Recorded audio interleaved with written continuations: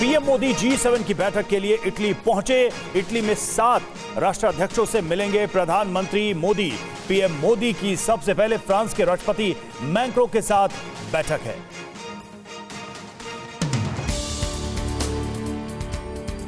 PM Modi Italy में 12 घंटे रुकेंगे। आज सबसे पहले फ्रांस के राष्ट्रपति मैक्रों से मुलाकात करेंगे। उसके बाद ब्रिटिश प्रधानमंत्री ऋषि सुनक से उनकी मीटिंग होगी। फिर जर्मनी के चांसलर से भेंट होगी। जापान के पीएम केशिदा और इटली की पीएम मेलोनी से द्विपक्षीय वार्ता भी होगी। अमेरिका के राष्ट्रपति बाइडेन से मुलाकात का समय तय नहीं है। G7 की बैठक इटली के अपुलिया में हो रही है। पीएम G7 के आउटरीच सत्र में हिस्सा लेंगे। इसमें आर्टिफिशियल इंटेलिजेंस, ऊर्जा, अफ्रीका और भूमध्य सागर पर चर्चा होगी। और कुवैत में आग की घटना से जुड़ा एक बड़ा अपडेट। 45 शवों को लेकर वायुसेना का विमान रवाना हो गया है। वायुसेना के विमान ने कोच्चि के लिए उड़ान भरी है। विमान में मौजूद है केंद्रीय विदेश राज्य मंत्री कीर्तिवर्धन सिंह।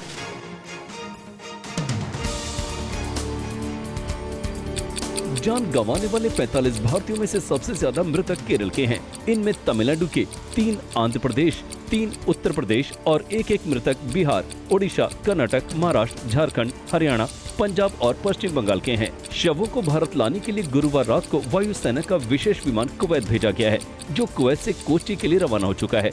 ये सबसे पहले कोच्चि लैंड करेगा, क्योंकि मृतकों में सबसे ज्यादा केरल के निवासी हैं। इसके बाद एयरक्राफ्ट दिल्ली आएगा। इससे पहले केंद्रीय विदेश राज्य मंत्री कीर्तिवर्धन सिंह ने आग की घटना में घायल हुए लोगों से मुलाकात की।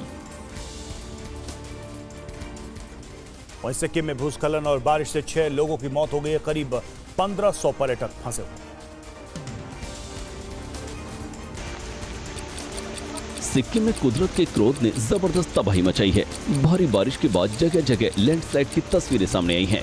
कहीं सड़कें धंसी हुई हैं, तो कहीं कई गाड़ियां मलबे में फंसी हैं। लैंडस्लाइड से कई जगहों पर भारी नुकसान की खबर है। उत्तरी सिक्किम में तबाही ज्यादा है। कई जगहों पर पर्यटक फंसे हैं। संगकालांग में एक नव निर्मित पुल ढह गया, जिसके कारण मंगन का दुजोंगु और चोंगथांग से संपर्क टूट गया है। गेथांग और नामपाथांग में कई मकान क्षतिग्रस्त हो गए हैं।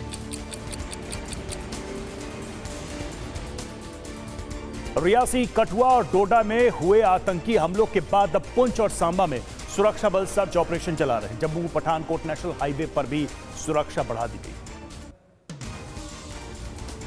आतंकी हमले में शामिल आतंकियों का पता लगाने और उन्हें बेअसर करने के लिए सुरक्षा बल कई जिलों में सघन तलाशी अभियान चला रहे हैं। चप्पे चप्पे पर सुरक्षा के कड़े इंतजाम किए गए हैं। जम्मू पठानकोट नेशनल हाईवे पर सुरक्षा के बेहद कड़े इंतजाम किए गए हैं। हाईवे पर ट्रक, बस हो या फिर प्राइवेट कार, सबकी तलाशी ली जा रही है। पहचान पत्र और गाड़ियों के कागज देखने के बाद ही उन्हें आगे बढ़ने दिया जा रहा है। वहीं जम्मू और राजौरी में आत्मघाती हमले के इनपुट के बीच सुरक्षा व्यवस्था कड़ी कर दी गई है। वहीं डोडा रेंज के डीआईजी श्रीधर पाटिल ने बताया कि उनकी टीम लगातार आतंकियों की तलाश कर रही है। जल्द ही आतंकियों को उनके अंजाम तक पहुंचा दिया जाएगा। एक इन्फॉर्मेशन के बेसिस पे हमारी टीम वहाँ पे गई थी। वो जो ग्रुप था, उस ग्रुप को एलिमिनेट करने के लिए जब दो तरफ से हमारी टीम ने अप्रोच किया है उस जगह की तरफ, तो उस जगह पे छुपे हुए आतंकियों ने फायर खोला है, जिसका हमने जवाब दिया है। और जवाबी कार्रवाई में उनको वहाँ से भागना पड़ा है। भागते भागते कुछ चीज़ें मैं अभी डिस्क्लोज नहीं कर पाऊँगा, बट इतना मैं ज़रूर बता पाऊँगा कि हम बहुत नज़दीक पहुँच गए हैं उनके और बहुत जल्द न्यूट्रलाइज करेंगे उनको। और जम्मू कश्मीर के रियासी में हाल में तीर्थयात्रियों से भरी एक बस पर हुए आतंकवादी हमले की जांच के सिलसिले में 50 लोगों को हिरासत में लिया गया। रियासी आतंकी हमले के बाद सुरक्षा बल आतंकियों की तलाश में तलाशी अभियान चला रहे हैं। आतंकवादियों की धरपकड़ के लिए सर्च ऑपरेशन का दायरा रियासी जिले के आसपास के इलाकों तक बढ़ा दिया गया है। इस बीच रियासी पुलिस ने 50 लोगों को हिरासत में लिया। पुलिस अब सभी से अलग अलग पूछताछ कर रही है। पुलिस की तरफ से अभी तक 4 आतंकियों के स्केच जारी किए जा चुके हैं। आतंकियों की सूचना देने वाले को इनाम देने की घोषणा की गई है। बता दें कि रियासी आतंकी हमले में 9 लोग मारे गए और 41 घायल हो गए थे।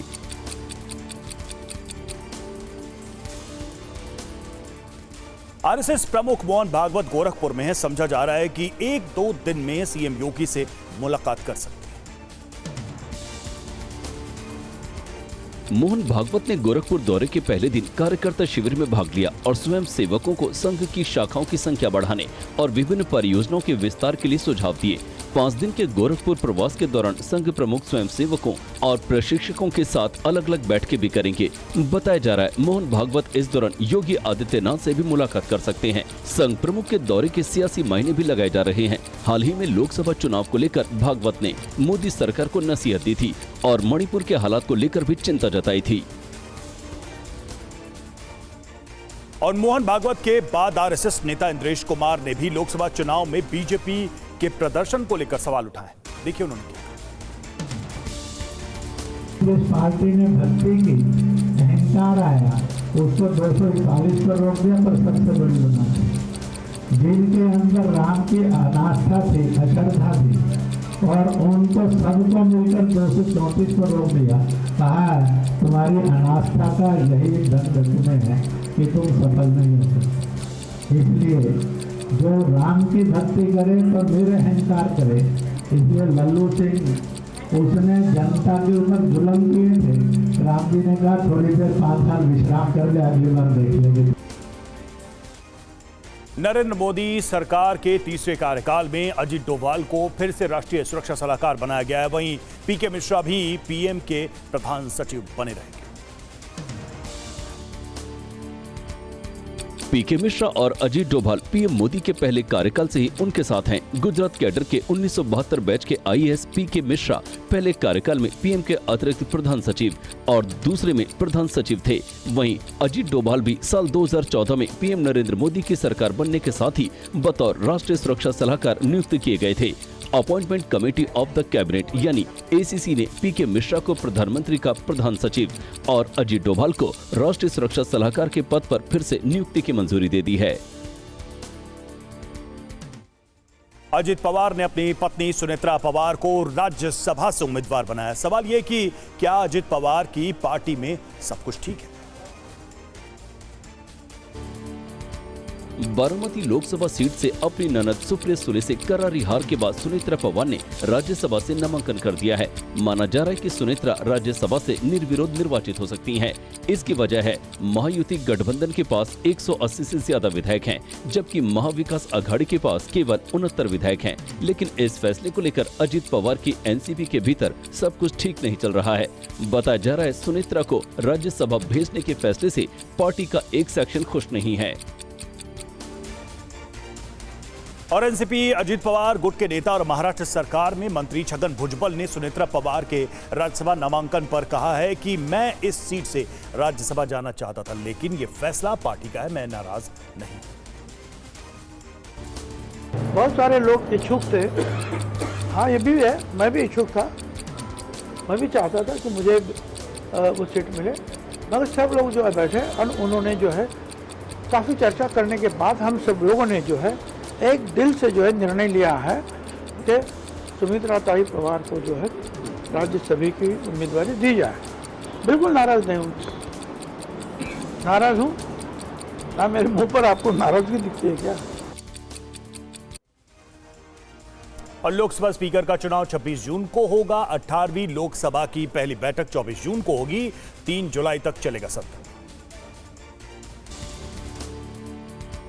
लोकसभा की ओर से जारी एक बुलेटिन में कहा गया है कि अध्यक्ष के चुनाव के लिए तय तिथि से एक दिन पहले यानी 25 जून को दोपहर 12 बजे से पहले कोई भी सदस्य अध्यक्ष पद के लिए किसी अन्य सदस्य के समर्थन में प्रस्ताव के लिए महासचिव को लिखित रूप से नोटिस दे सकता है। सत्र के पहले 2 दिन नव निर्वाचित सदस्यों को शपथ दिलाई जाएगी। 26 जून को लोकसभा अध्यक्ष का चुनाव होगा, जबकि 27 जून को राष्ट्रपति द्रौपदी मुर्मू लोकसभा और राज्यसभा की संयुक्त बैठक को संबोधित करेंगी। और पूर्व तेलंगाना राज्यपाल और बीजेपी नेता तमिलिसाई सुंदरराजन ने गृहमंत्री अमित शाह के साथ बातचीत के वायरल वीडियो पर सफाई दी है। उन्होंने कहा कि जो अटकलें लगाई जा रही हैं वो गलत है। चंद्रबाबू नायडू के शपथ ग्रहण समारोह के दौरान अमित शाह और तमिलिसाई सुंदरराजन का ये वही वीडियो है जिसे लेकर तमाम अटकलें लगाई जा रही थी। वायरल वीडियो क्लिप में अमित शाह के पास से जब वो गुजरती है तो वो उन्हें वापस बुलाते हैं और उंगली दिखाकर कुछ समझाते हुए नजर आते हैं। सोशल मीडिया पर दावा किया जा रहा था कि अमित शाह ने सुंदरराजन को फटकार लगाई, लेकिन अब तमिलिसाई सुंदरराजन ने एक्स पर पोस्ट शेयर करके सभी अटकलों को गलत बताया है। और यूपी के सीएम योगी आदित्यनाथ ने अफसरों को निर्देश दिए हैं कि बकरीद पर सड़क पर नमाज नहीं पढ़ी जाएगी और कुर्बानी एक निश्चित स्थान पर ही हो। आने वाले त्योहारों को देखते हुए योगी आदित्यनाथ ने अधिकारियों के साथ कानून व्यवस्था की समीक्षा की। बैठक में उन्होंने अधिकारियों को निर्देश दिए कि बकरीद पर कुर्बानी के लिए पहले से ही स्थान चिन्हित होना चाहिए। इसके अतिरिक्त कहीं और कुर्बानी न हो। विवादित और संवेदनशील स्थलों पर कुर्बानी नहीं होनी चाहिए। उन्होंने ये भी कहा कि कहीं भी प्रतिबंधित पशु की कुर्बानी न हो। इसके अलावा सीएम ने निर्देश दिए कि नमाज एक निर्धारित स्थल पर ही हो। सड़क मार्ग अवरुद्ध कर नमाज नहीं होनी चाहिए।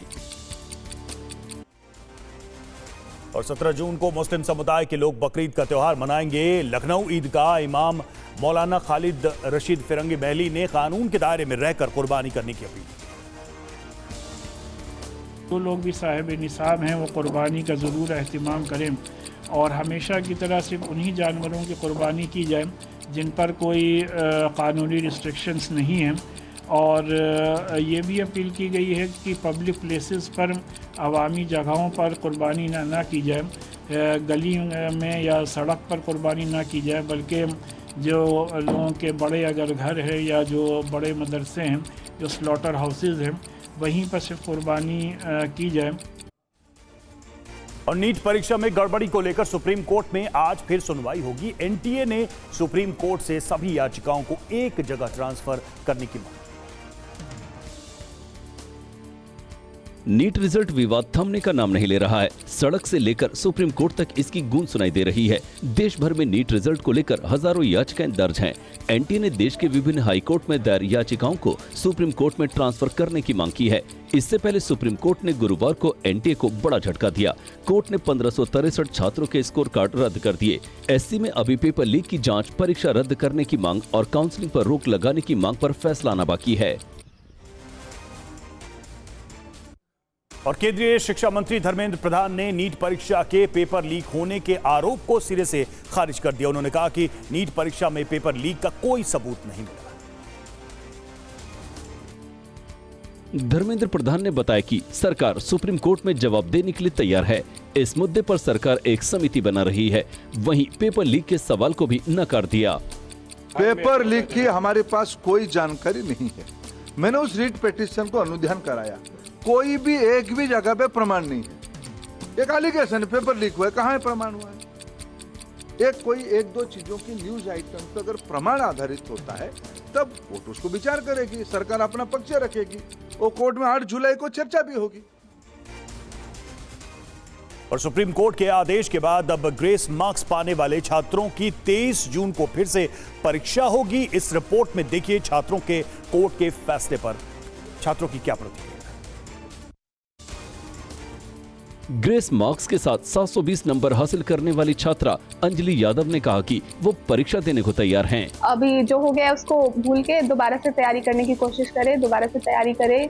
वहीं ग्रेस नंबर के साथ 718 नंबर लाने वाले यश कटारिया ने कहा कि कोर्ट के आदेश को स्वीकार करना चाहिए। जो हमारा जो सेट हमें मिला था वहाँ पर पेपर में वो MNOP सेट था, और जबकि जो बाकी बच्चों को मिला था, जो 23 लाख जो अलग एस्पायरेंट्स थे, उन्हें QRST कोड मिला था। मतलब कि जो क्वेश्चंस थे वे भी टोटली डिफरेंट थे दोनों सेट्स के।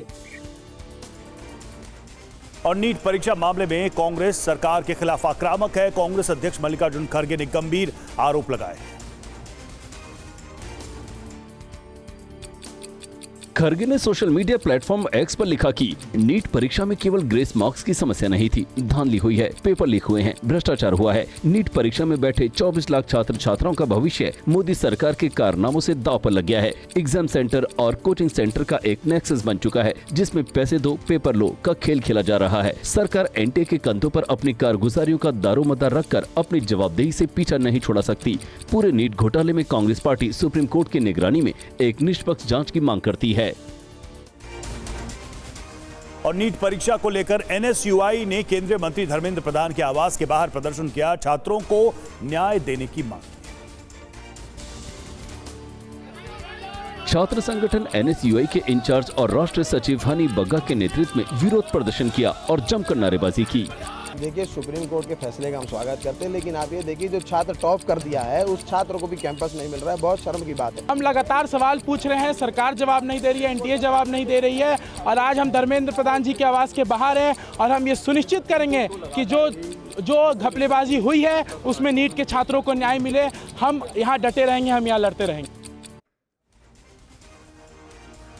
फिल्म समीक्षा कमाल राशिद खान उर्फ KRK के खिलाफ यूपी में पुलिस ने मायावती पर टिप्पणी करने के मामले में केस दर्ज किया है।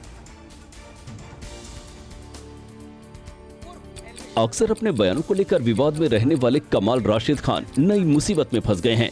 KRK के खिलाफ यूपी के सहारनपुर में मुकदमा दर्ज किया गया है। उनके ऊपर ये मुकदमा BSP नेता सुशील कुमार ने दर्ज कराया है। दरअसल कुछ दिनों पहले KRK ने सोशल मीडिया प्लेटफॉर्म X पर बहुजन समाज पार्टी की प्रमुख मायावती के खिलाफ अभद्र टिप्पणी की थी। अभियुक्त के विरुद्ध उचित धाराओं में मुकदमा पंजीकृत किया गया है, जिसकी विवेचना जो है क्षेत्राधिकारी देवबंद को दी गई है और इसमें विधिक कार्रवाई प्रचलित है। और महाराष्ट्र के पिंपरी चिंचवाड़ में एक तेज रफ्तार कार ने महिला को बुरी तरह से टक्कर मार दी। फिलहाल महिला का अस्पताल में इलाज जारी।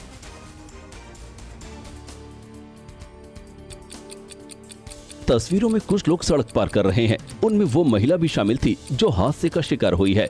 महिला जैसे ही सड़क क्रॉस कर रही होती है तभी तेज रफ्तार कार आती है और उसे जोरदार टक्कर मार देती है। टक्कर इतनी जोरदार थी जिससे महिला हवा में उछलकर दूर जा गिरी।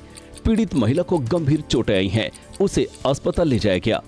ये जो पर्टिकुलर अपराध दाखिल हुआ है इसमें 279, 337, 338 जो कि ये धाराएं है रैश एंड नेग्लिजेंट ड्राइविंग की, तो ये सारी धाराओं का समावेश इसमें किया गया है और जो इसमें अपराधी है उनको हिरासत में लिया गया है।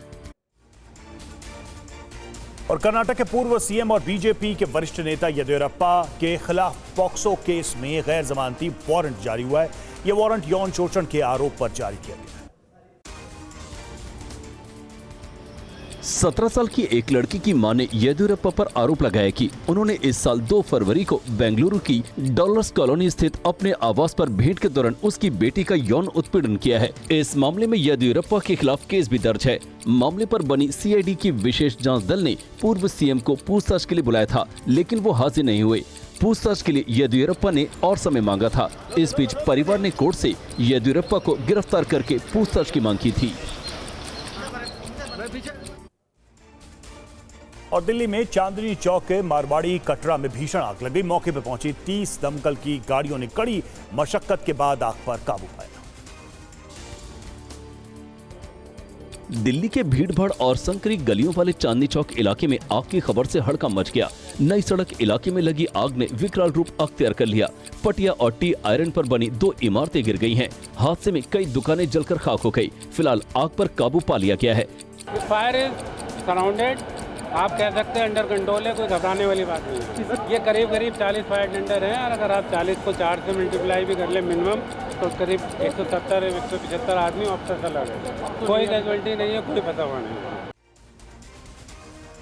और हरियाणा के झज्जर में एक फैक्ट्री के गोदाम में भीषण आग लग गई। आग लगने से लाखों का सामान जलकर खाक हो गया। बहादुरगढ़ में एक जूते चप्पल बनाने की फैक्ट्री के गोदाम में अचानक भीषण आग लग गई। गोदाम में लगी आग से आसपास के इलाकों में अफरा तफरी मच गई। आग लगने से गोदाम में रखा करोड़ों रुपए का तैयार माल जलकर राख हो गया। आग इतनी विकराल थी कि गोदाम की दीवारें तक ढह गई। गनीमत ये रही कि आग लगते ही गोदाम में काम कर रहे कर्मचारियों को बाहर सुरक्षित निकाल लिया गया। यही नहीं, भीषण आग के चलते आसपास की फैक्ट्रियों में भी आग फैलने लगी। हादसे की खबर मिलते ही फायर ब्रिगेड की कई गाड़ियां मौके पर पहुंची और आग पर काबू पाया। और भोपाल में एक हाथी ने अपने ही महावत को कुचल दिया। महावत हाथी के पास ही सो रहा था, तभी उस पर हमला कर दिया। 50 साल का महावत हाथी के नजदीक ही सो रहा था, तभी अचानक हाथी ने उसे पैरों से कुचल दिया। सूंड से पटक पटक कर उसकी हत्या कर दी। ये हाथी तब तक पटकता रहा जब तक महावत की सांसें नहीं रुकी। महावत की मौत के बाद ये हाथी इसी थाने परिसर में मौजूद है। पुलिस का कहना है कि उसने हाथी को यहाँ नहीं लाया। हाथी का कुछ दिमाग घुमा होगा, इस कारण उसने इनकी पैरों से कुचल दिया। साथियों के आने पर वैधानिक कार्रवाई की जाएगी। और एक अहम खबर, मोदी सरकार का पहला बजट 22 जुलाई को हो सकता है पेश। संसद का मॉनसून सत्र 22 जुलाई से 9 अगस्त तक चल सकता है। तो एक बड़ी जानकारी बजट को लेकर, मोदी सरकार का पहला बजट 22 जुलाई को पेश हो सकता है। संसद का मॉनसून सत्र 22 जुलाई से 9 अगस्त तक चल सकता है। आनंद प्रकाश पांडे हमारे साथ तो इस वक्त जुड़ चुका हमारे संवाददाता। आनंद, क्या जानकारी मिल रही है? देखिए, जो बजट का सत्र है वो दो पार्ट में होगा। पहला पार्ट जैसे कि आपको पता है कि 24 जुलाई से 3 जुलाई तक चलेगा, जिसमें जो नए सांसद बने वो शपथ लेंगे, लोकसभा स्पीकर का चुनाव होगा। लेकिन जो संसद का दूसरा पार्ट है वो 22 जुलाई से शुरू होगा और ये 22 जुलाई से चलकर 9 अगस्त तक चलेगा। और दूसरे पार्ट में ही हम आपको बता दें कि जो बजट जो है वो पेश होगा और ये जो दूसरा पार्ट है इसमें 23 बैठकें होंगी और ये 47 दिन तक चलेगा। तो ऐसे में जो संसद के दोनों पार्ट है उनका शेड्यूल अब आ गया है। और ऐसे में सबसे अहम बात जो आपने कही कि इस मोदी सरकार का जो पहला बजट है वो अब आने वाला है, इसके लिए पूरी तैयारियां भी हो गई हैं। और जो 22 जुलाई को लोकसभा में पेश होगा, यानी कि संसद का दूसरा पार्ट जो भी शुरू होगा वो बजट पेश होगा उस दिन 22 जुलाई को। और तमाम जो वादे मोदी सरकार ने किए थे अपने घोषणा पत्र में, उसको इम्प्लीमेंट किया जाएगा। बहुत बहुत शुक्रिया आपका आनंद इस जानकारी के लिए। और आरएसएस के राष्ट्रीय कार्यकारिणी के सदस्य इंद्रेश कुमार का बयान सामने आया। अहंकार ने बीजेपी को 241 पर रोका। इंद्रेश कुमार का कहना है राम सबके साथ न्याय करते हैं। इंद्रेश कुमार का बयान, राम की भक्ति करने वालों में अहंकार आया। इंद्रेश कुमार का बयान।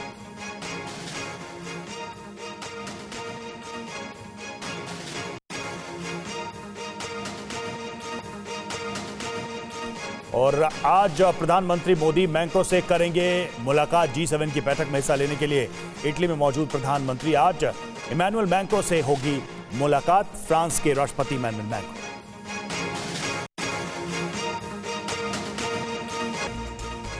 कुवैत से 45 शवों को लेकर वायुसेना का विमान रवाना। थोड़ी देर में कोच्चि पहुंचेगा वायुसेना का विमान।